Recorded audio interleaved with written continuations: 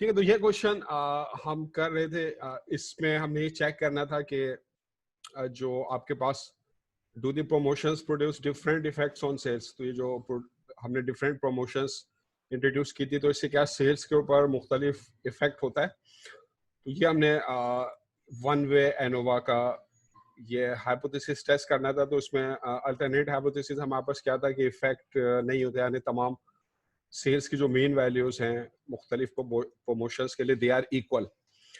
और इसका alternative hypothesis हमारे पास क्या होगा कि not all means are equal, at least one of them is different.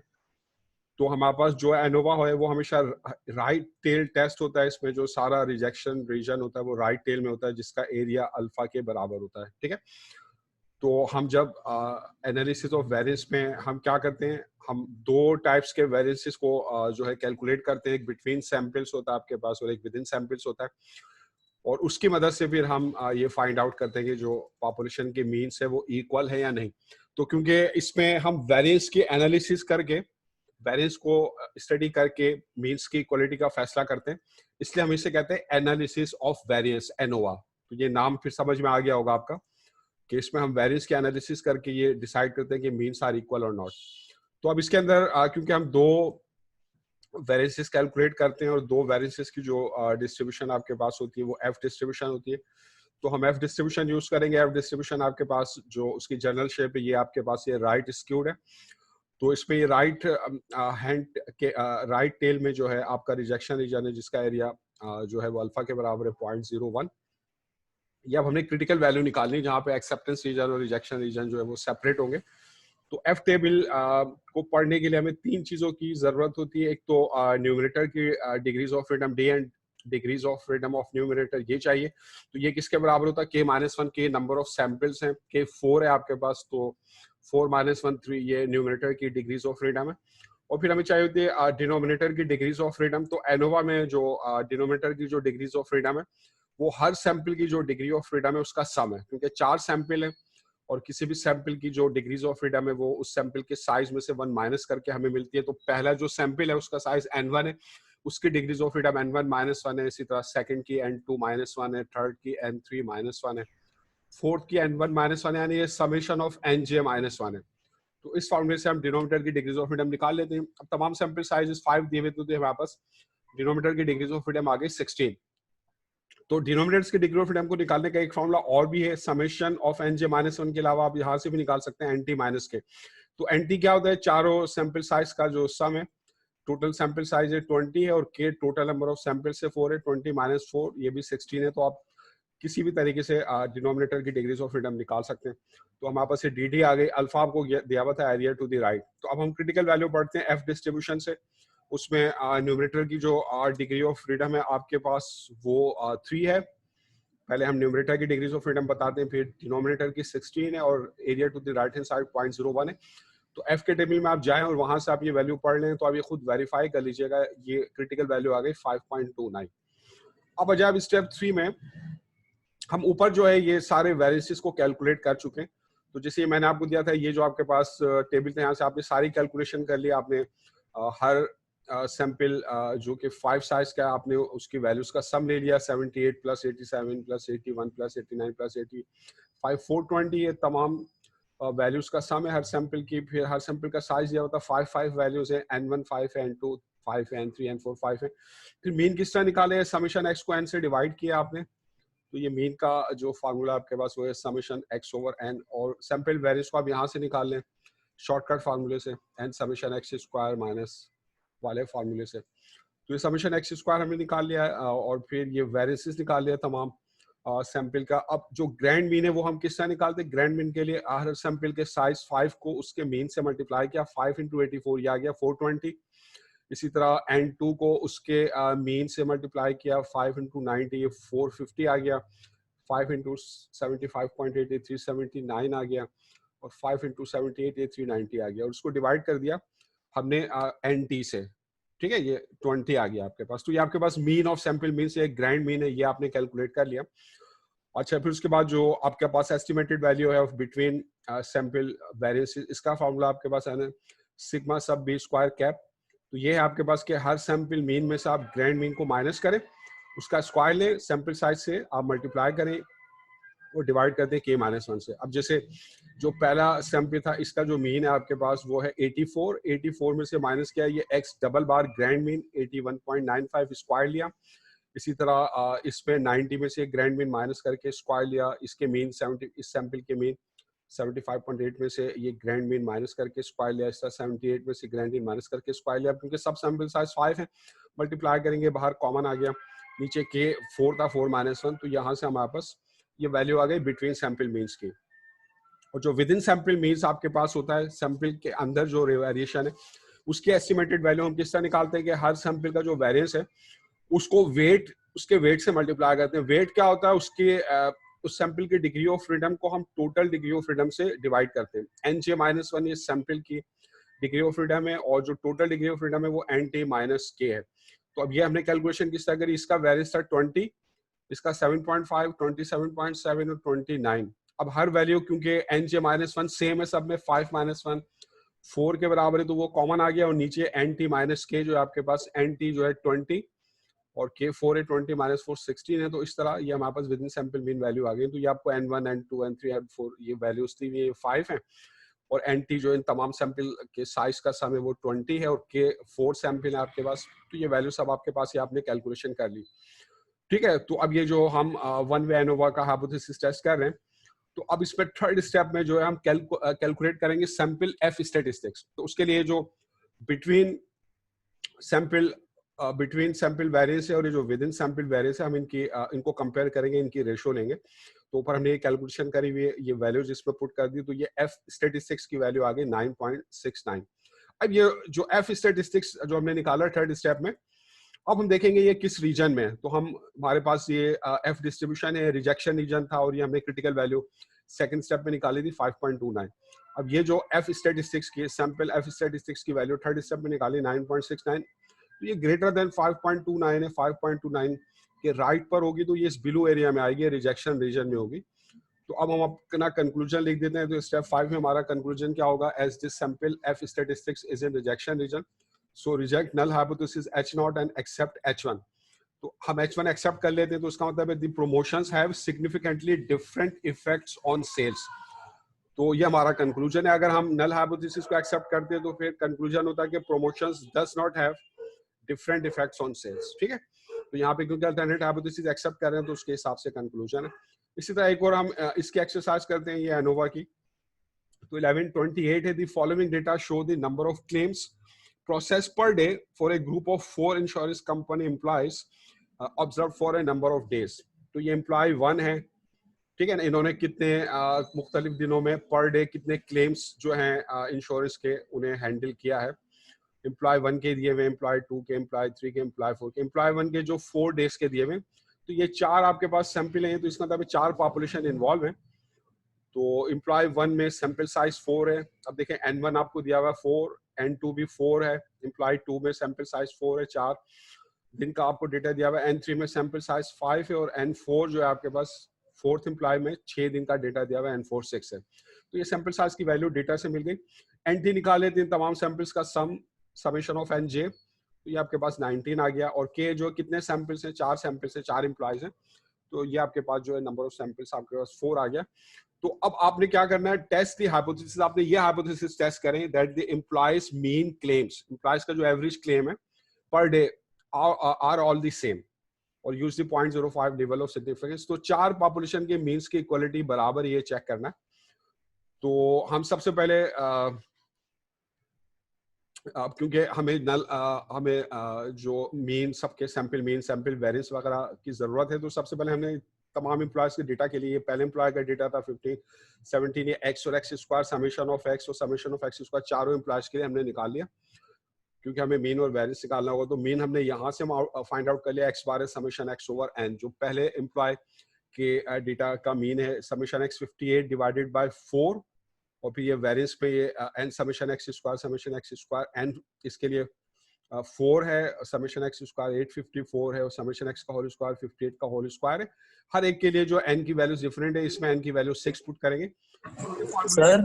जी ये फार्मूला जो है सर ठीक है, तो ये हमने चारों एम्प्लॉयज का जो डेटा आपको गिवन था, हमने तमाम डेटा के लिए एक्स और एक्स स्क्वायर के सम की वैल्यू को कैलकुलेट किया है। फिर हमने हर डेटा के लिए फॉर्मूले यूज कर लिए हैं, मीन के और सैंपल वेरिएंस के। तो ये सैंपल वेरिएंस जो हमने इस फॉर्मूले की मदद से कैलकुलेट कर लिया, तो ये मैंने इस टेबल में समराइज कर दिया। जैसे एम्प्लॉय 1 है, इसमें सैंपल साइज 4 है, इसका जो सैंपल मीन है आपके पास 14.5 है। किस तरह होगा, 58 को डिवाइड किया 4 से, और सर सैंपल वेरिएंस जो है आपके पास, वो आपके पास आ गया। ये जो भी आप स्टैंडर्ड डिविएशन का फॉर्मूला पढ़ा रहे हैं, जी तो जी इसमें पता था कि हम लोग जो आपने कोई असाइनमेंट में दिया, तो उसमें स्टैंडर्ड डिविएशन में हम लोग हमेशा n से मल्टीप्लाई करवाते थे मीन को, तो इसमें नहीं करवाएंगे?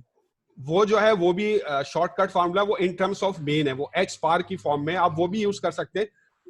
उसके अंदर मीन इस्तेमाल होता है आपके पास। अगर आप जो है एक्स बार की वैल्यू रख देंगे समेशन एक्स ओवर एन, तो वो यही फार्मूला बन जाएगा। तो आप उसको यूज कर लें, उसको यूज कर लें, कोई फर्क नहीं पड़ता। ठीक है ना, एक ही बात है, आपकी मर्जी है, वो रिजल्ट आपका सेम आएगा। समझ में अच्छा, आएगा? हाँ, वो ऊपर n से n कट जाएगा। ठीक है, ठीक है, समझ गया, हाँ, समझ गया। देखिए ना, अब वो एक्स बार की जगह अगर आप समेशन एक्स ओवर एन रखेंगे, तो उस फॉर्मूले को सॉल्व कर लेंगे अलजेब्रा की मदद से, यही चीज आ जाएगी। तो उसको यूज कर ले, इसको यूज कर ले, कोई फर्क नहीं पड़ता उसमें, क्योंकि पहले मीन निकालना पड़ता है। इसमें मीन निकाले बगैर आपको सिर्फ समेशन एक्स स्क्वायर और समेशन एक्स की जरूरत पड़ती है, तो इसलिए इसमें ठीक कैलकुलेशन है। आसानी से हो जाती है। समझ में आ रही बात? तो ये जी जी। आपके मैंने समराइज कर दिया है तमाम एम्प्लॉय का डेटा। इसमें पहले एम्प्लॉय में सैंपल साइज 4 है, इसका मीन और वेरिएंस निकाल लिया हमने। इस तरह जो फोर्थ एम्प्लॉय है, उसमें 6 डेज का डेटा था, उसमें सैंपल साइज n6 है, और उसका जो मीन है 11.667 है। जो किस तरह आएगा, 70 को 6 से डिवाइड करके, ये समेशन एक्स है, ये 6 से डिवाइड कर दिया, और फिर इसका वेरिएंस हमने इन फॉर्मूले से निकाल लिया। तो ये जो फॉर्मूले हैं, अब हम सबसे पहले क्या करेंगे, हम ग्रैंड मीन निकालेंगे, मीन का मीन एक्स डबल बार। तो ग्रैंड मीन का जो फॉर्मूला आपके पास, वो ये क्या, summation N j x J bar divided by n t. और इसके अलावा हमें एस्टिमेशन बिटवीन कॉलम वेरिएंस का फॉर्मूला ये है, इससे निकलेगा, और विद इन कॉलम वेरिएंस का फॉर्मूला ये है। तो अब ये जो फॉर्मूला है, इसको मैंने यूज किया, तीनों चीजें निकाल लेता हूँ। ग्रैंड मीन किस तरह आएगा कि आप हर सैंपल को उसके मीन से मल्टीप्लाई करके ऐड करें और एनटी से डिवाइड कर दें। यहाँ पर एनटी जो है वो आपके पास क्या है, वो एनटी हमने निकाल लिया, 4 + 4 + 5 + 6 है 19 है। तो अब जैसे ये आपके पास इसका सैंपल साइज है 4, इसको मल्टीप्लाई किया इसके मीन से 14.5 से, फिर इस प्लस 4 × 13 + 5 × 13 + 6 × 11.667। तो ये आपके पास इसकी कैलकुलेशन है ऊपर। ठीक है ना, ये summation N J into X जे बार है, और नीचे ये एन टी 19 से डिवाइड किया। तो ये ग्रैंड मीन आ गया, मीन का मीन एक्स डबल बार। फिर जो हमने बिटवीन वेरिएंस है, इसकी एस्टिमेटेड वैल्यू निकाली, ये फॉर्मूला है समेशन एन जे, यानी हर मीन में से ग्रैंड मीन को माइनस करेंगे, उसका स्क्वायर लेंगे, सैंपल साइज से मल्टीप्लाई करेंगे, और फिर k-1 से डिवाइड कर देंगे। अब जैसे ये जो कैलकुलेशन आपके पास है, ये किस तरह होगी, अब जैसे ये आपके पास पहला ये एम्प्लॉय मीन है एक्स बार 14.5, इसमें से ग्रैंड मीन माइनस होगा 14.5 माइनस 12, फिर इसका स्क्वायर लेंगे और इसको इस सैंपल साइज से जो है वो मल्टीप्लाई कर देंगे। इसका जो सैंपल साइज है वो 4 है। फिर प्लस 13 में से ग्रैंड मीन माइनस किया, जो कि आपके पास 12.89 है। तो फिर 13 में से, इसके मीन में से 13 में से 12.89 माइनस किया, स्क्वायर किया, और फिर 4 से मल्टीप्लाई किया, प्लस 13 में से 12.89 माइनस करके स्क्वायर किया, 5 से मल्टीप्लाई किया, प्लस इसके मीन में से ग्रैंड मीन 11.667 में से 12.88 माइनस करके इसके सैंपल साइज से मल्टीप्लाई कर दिया। तो ये आपके पास जो है ये वाली वैल्यू आ गई, k-1 k4 है, तो 3 से डिवाइड कर दिया। तो ये आपके पास जो विद इन, ये जो बिटवीन कॉलम वेरिएंस है, इसकी एस्टिमेटेड वैल्यू आ गई, सिग्मा सब बी स्क्वायर कैप। इसका जो विद इन सैंपल वेरिएंस है, इस फॉर्मूले से निकालेंगे। इसके लिए आपको हर सैंपल का वेरिएंस यूज करना है, तो हर सैंपल का वेरिएंस आपके पास ये गिवन है। तो इस सैंपल के वेरिएंस को मल्टीप्लाई किया इसके सैंपल की डिग्री ऑफ फ्रीडम से 4 - 1, ठीक है, और फिर इसको मल्टीप्लाई किया 4 - 1, इस 2.5 को मल्टीप्लाई किया 5 - 1, 3.467 को मल्टीप्लाई किया 6 - 1, ठीक है ना, और फिर डिवाइड कर दिया। किससे डिवाइड करेंगे, n j n t minus k से। एन टी जो है आपके पास वो 19 है और के 4 है, तो 19 - 4 15 हो गया। तो ये इस फॉर्मूले से इसमें वैल्यूज कैलकुलेट कर ली, तो ये आपके पास दोनों सैंपल वेरिएंस की वैल्यू आ गई है। तो अब आ जाइए, अब हम वन वे एनोवा के जो टेस्ट ऑफ हाइपोथेसिस के स्टेप्स जो है वो बताते हैं। ऊपर हम सारी कैलकुलेशन कर चुके हैं जो हमें रिक्वायर्ड है। तो हमारे पास नल हाइपोथेसिस क्या है कि जो तमाम एम्प्लॉयज का मेन जो है वो सेम है, तमाम पॉपुलेशन का मीन सेम है, तो μ1 up to μ4 they are equal. इसका अल्टरनेट क्या होगा कि not all means are equal, at least one is different. तो एनोवा जो है आपके पास हमेशा राइट टेल टेस्ट होगा, इसमें जो रिजेक्शन रीजन है वो राइट टेल में होगा, जिसका एरिया अल्फा के बराबर होगा। तो अब क्योंकि हम दो वेरिएंसेस की डिस्ट्रीब्यूशन यूज करेंगे, दो वेरिएंसेस को कंपेयर करेंगे, दो वेरिएंसेस की डिस्ट्रीब्यूशन एफ डिस्ट्रीब्यूशन होती है, तो हम एफ डिस्ट्रीब्यूशन करेंगे। ये right tail long right tail है, राइट स्क्यूड है, राइट टेल इसकी लॉन्ग है, सारे रिजेक्शन रीजन राइट टेल में, जिसका एरिया 0.05 के बराबर है, अल्फा की वैल्यू के बराबर है। अब ये क्रिटिकल वैल्यू हम निकालते हैं एफ टेबल से। क्रिटिकल वैल्यू, तो एफ टेबल से क्रिटिकल वैल्यू निकालने के लिए हमें तीन चीजों की जरूरत होगी। Degrees of freedom of numerator जो कि k-1 के बराबर है, 4-1 ये 3 है, और फिर degrees of freedom of denominator dd ये बराबर है तमाम जो सैंपल्स की डिग्रीज ऑफ फ्रीडम है उनका सम है, यानी ये समेशन nj-1 है। तो ये n1-1 4-1 plus n2-1 4-1 plus n3-1, इससे हमने निकाल ली है डिनोमिनेटर की डिग्रीज ऑफ फ्रीडम 15 आ गए। आप इसको इस फॉर्मूले से भी निकाल सकते हैं nt माइनस के, nt 19 है, k 4 है, तो ये इस सूरत में भी 15 आ जाएगी। और एरिया टू द राइट जो है वो अल्फा के बराबर है। तो एफ टेबल में जाएं आप, डिग्रीज ऑफ न्यूमरेटर जो है आपके पास वो 3 है, और डिग्रीज ऑफ डिनोमिनेटर dd जो आपके पास 15 है, और एरिया टू द राइट 0.05 है। 0.05 वाले टेबल में जाके ये आप वैल्यू पढ़ लीजिएगा या खुद वेरीफाई कर लीजिएगा, तो ये क्रिटिकल वैल्यू आ गई 3.29। अब थर्ड स्टेप में हम जो है सैंपल एफ स्टैटिस्टिक्स कैलकुलेट करेंगे। तो ये जो बिटवीन कॉलम वेरिएंस है और ये जो विद इन कॉलम वेरिएंस है, इनकी रेशो हम कैलकुलेट करते हैं। तो ये हम ऊपर कैलकुलेट कर चुके हैं, यहाँ पर हम ये पहले ही कैलकुलेशन कर चुके थे हाइपोथेसिस टेस्ट में जाने से पहले यहाँ पर। तो ये हमने कैलकुलेशन करी हुई है, वैल्यूज यहाँ से जो है हमने पुट कर दी है। तो यहाँ पर ये वैल्यूज हमने पुट करके ये एफ स्टैटिस्टिक्स जो है निकाल दिया 1.47। अब हम इसे चेक करते हैं इसकी लोकेशन कहाँ पर है, ये रिजेक्शन रीजन में है या एक्सेप्टेंस रीजन में है। तो ये हमारे पास क्रिटिकल वैल्यू थी 3.29 और ये एफ स्टैटिस्टिक्स की वैल्यू 1.47 है। तो ये लेस देन 3.29 है, तो ये आपके पास 3.29 से पहले ये एक्सेप्टेंस रीजन में होगी। तो अब हम स्टेप 5 में अपना कंक्लूजन लिख देंगे। तो as this sample F statistics is in acceptance region, so do not reject null hypothesis h0, तो हम null hypothesis को accept कर रहे हैं। so implies mean performances are not significantly different, implies की जो mean performances है वो same है, equal है, population means equal है, ठीक है ना। तो अब ये इसी तरह अब ये देखें, ये प्रैक्टिस के लिए जो है मैंने आपको क्वेश्चन दिए हुए, आखिर में इसका मैंने का स्क्वायर और एनालिसिस ऑफ वैल्यू, जो ये चैप्टर यहाँ पे आपका खत्म हो गया, इसका फ्लो चार्ट बना दिया। इसमें डिफरेंट जो भी टेस्ट आप कर रहे हैं, काई स्क्वायर में आपके पास 5 प्रॉब्लम्स हैं, एफ डिस्ट्रीब्यूशन में 2 प्रॉब्लम्स हैं, एनोवा के प्रॉब्लम्स हैं, सब इसमें समराइज हुई हुई है।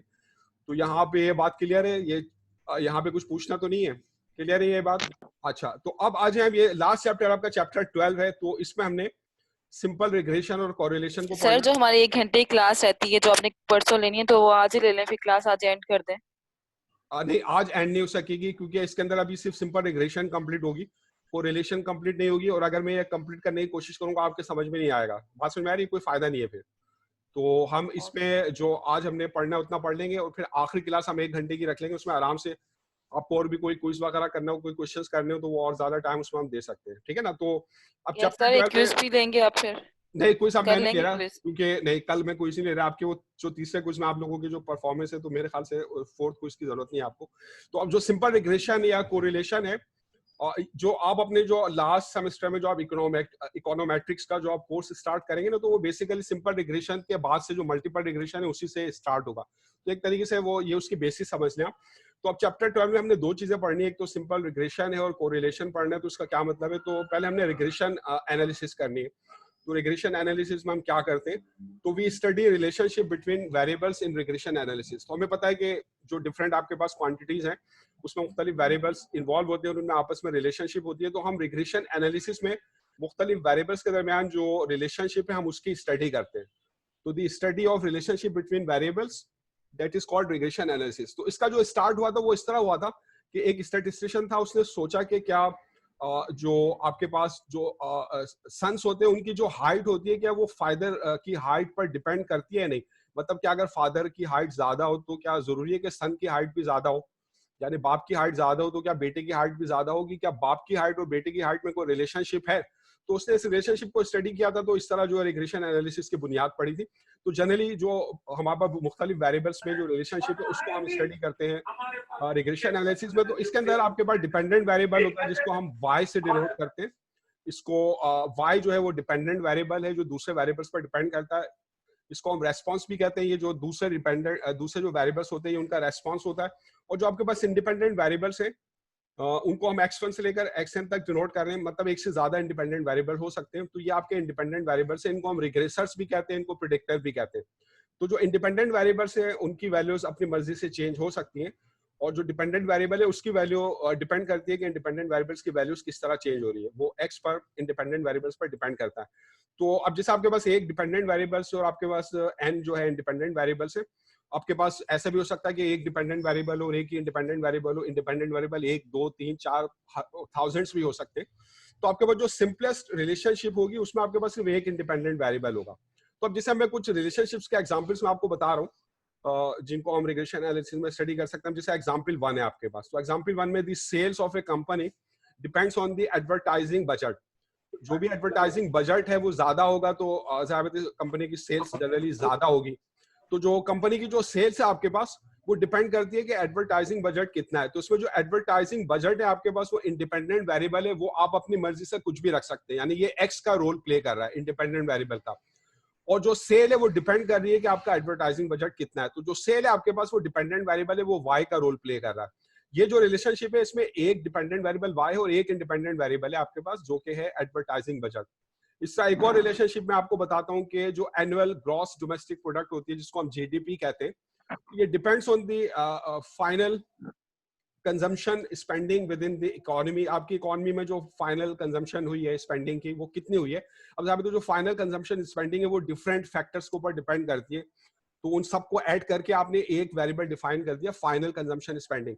तो जो आपके पास फाइनल कंजम्पशन स्पेंडिंग है वो आपका इंडिपेंडेंट वेरिएबल है, और आपकी जो जीडीपी है वो डिपेंडेंट वेरिएबल है। GDP depends on the final consumption spending, ठीक है। तो इसमें इंडिपेंडेंट वेरिएबल जो है वो फाइनल कंजम्पशन स्पेंडिंग है, वो एक्स का रोल प्ले कर रहा है, और जीडीपी वाई डिपेंडेंट वेरिएबल का रोल प्ले कर रही है। इसी तरह आपके पास एक और एग्जांपल 3 है कि there is a relationship between the annual sales of aerosol spray cans and the quantity of fluorocarbons release into the atmosphere. तो आप जितना ज्यादा स्प्रे यूज कर रहे हैं ज्यादा उससे जो केमिकल है आपके एटमॉस्फेयर में उसकी क्वांटिटी में इजाफा होगा। तो if we study this relationship, जो number of aerosol cans sold each year है, जितने भी आप कैंस एरोसोल के सेल कर रहे हैं वो जितने ज्यादा सेल होंगे तो आपके एटमॉस्फेयर में फ्लोरोकार्बन्स की उतनी ज्यादा अमाउंट जो होगी वो रिलीज होगी पर ईयर। तो इसमें जो इंडिपेंडेंट वेरिएबल है वो ये है कि कितने कैंस हर साल सेल होते हैं। तो the number of aerosol cans sold each year ये would be the independent variable, और जो quantity of fluorocarbons release annually है that would be the dependent variable. वो डिपेंडेंट वेरिएबल है, कितनी क्वांटिटी रिलीज हो रही है वो डिपेंड करता है कितने कैंस उसके जो है वो सेल हो रहे हैं।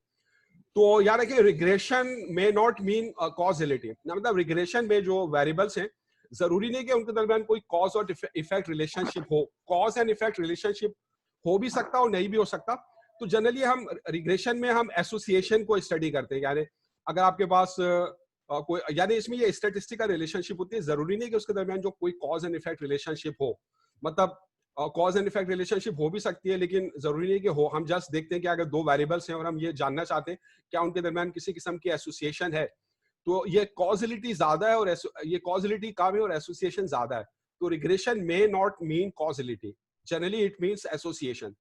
तो उनके दरमियान हो सकता है कोई साइंटिफिक रिलेशनशिप हो, जरूरी नहीं कि ऐसा हो। तो अब जैसे यहाँ पर ये मैं आपको समराइज कर रहा हूँ कि डीवी है डिपेंडेंट वेरिएबल आपके पास वाई है, और आई वी का मतलब है इंडिपेंडेंट वेरिएबल। तो हो सकता है आपके पास वन इंडिपेंडेंट वेरिएबल उसको मैं एक्स से रिप्रेजेंट कर रहा हूँ, तो वाई जो होगा that will be a function of X. Y is equal to F X का मतलब आपके पास क्या, एफ का मतलब है कि फंक्शन है एक्स का जो डिपेंडेंट वेरिएबल होता है वो इंडिपेंडेंट वेरिएबल पर डिपेंड करता है, वो उसका फंक्शन होता है। तो y is equal to F X का मतलब है y is a function of x। जैसे एग्जांपल दिए कि y is equal to 3x + 7, तो ये आपके पास एक लीनियर फंक्शन है, एक लाइन है जो आप पढ़ चुके हैं पिछली क्लासेस में। अगर आपके पास हो सकता है दो इंडिपेंडेंट वेरिएबल्स हो, उनको मैं x1 और x2 से डिनोट करूंगा, तो फिर y जो होगा वो डिपेंड करेगा x1 x2 पर, वो उनका फंक्शन होगा। जैसे एग्जांपल दी हुई है y is equal to 4x1 + 9x2 + 5। इसी तरह हो सकता है आपके पास n इंडिपेंडेंट वेरिएबल्स हो x1 से लेकर xn तक, तो फिर y उन सब n वेरिएबल्स का फंक्शन होगा। जैसे ये एग्जांपल दी हुई है y is equal to 2x1 - 11x2 up to +8xn + 13। तो ये जितने भी मैंने रिलेशन लिखे, किसी में एक इंडिपेंडेंट वेरिएबल है, किसी में 2 है, 3 4 5 10 है, जितने n है, तो सबके अंदर जो रिलेशनशिप है वो लीनियर है। लीनियर में क्या होता है, जितने भी वेरिएबल्स होते हैं सेपरेटेड होते हैं, उनकी कोई प्रोडक्ट टर्म नहीं होती और उनकी हाईएस्ट पावर 1 होती है। अगर ये 3x² हो जाता तो ये लीनियर रिलेशनशिप नहीं होती, या 3x³ हो जाता लीनियर रिलेशनशिप नहीं होती, या 3√x होता लीनियर रिलेशनशिप नहीं होती। यानी इसके अंदर अगर ये x1 और x2 की टर्म आती, 4x1 x2 प्रोडक्ट टर्म होती, तो ये लीनियर रिलेशनशिप नहीं होती। तो लीनियर रिलेशन में सारे वेरिएबल्स की टर्म सेपरेट होगी और हर एक की हाईएस्ट पावर 1 होगी। तो ये जो सारे आपके पास रिलेशनशिप है लीनियर है, तो इन रिलेशनशिप की जो स्टडी है उसको हम कहेंगे लीनियर रिग्रेशन। तो लीनियर